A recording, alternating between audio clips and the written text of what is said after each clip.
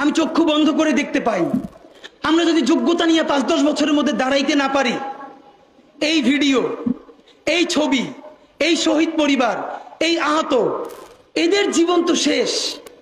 এদের পরবর্তী জেনারেশনকে পর্যন্ত কি ভয়ানক গণহত্যার শিকার হইতে হবে আমরা চিন্তাও করতে পারতেছি না।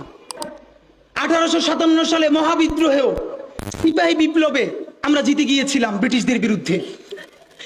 একদম 90% যখন জিতে গেছি, দীর্ঘ লড়াই, একদিকে টিপু সুলতান, একদিকে ঝাঁসির রানী, তুমুল বিপ্লব। সেই বিপ্লব যখন হারিয়ে গেল, আপনারা জানেন কিনা, ইতিহাস বলে বাংলাদেশের বড় বড় গাছে এমন কোনো ডাল ছিল না গ্র্যান্ড ট্রাঙ্ক রোডে, যেই গাছের ডালে ডালে সিপাহী বিপ্লবের যেই সব সৈনিক এই বিদ্রোহে অংশ নিয়েছিল তাদেরকে ঝুলিয়ে ফাঁসি দেওয়া হয়েছে।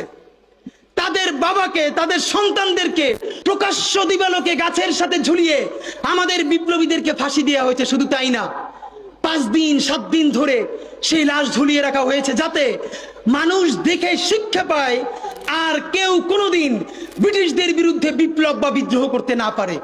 ভাইয়েরা আমার, এই জুলাই যদি এটাকে বিপ্লবে পরিণত করতে না পারি, চূড়ান্ত যোগ্যতা অর্জন করে যদি এটাকে চূড়ান্ত পিকে যেতে না পারি, সামনে বাংলাদেশে আমাদের জন্য ভয়াবহ সে আর একটা সিপাহী বিপ্লবের করুণ প্রতি অপেক্ষা করছে।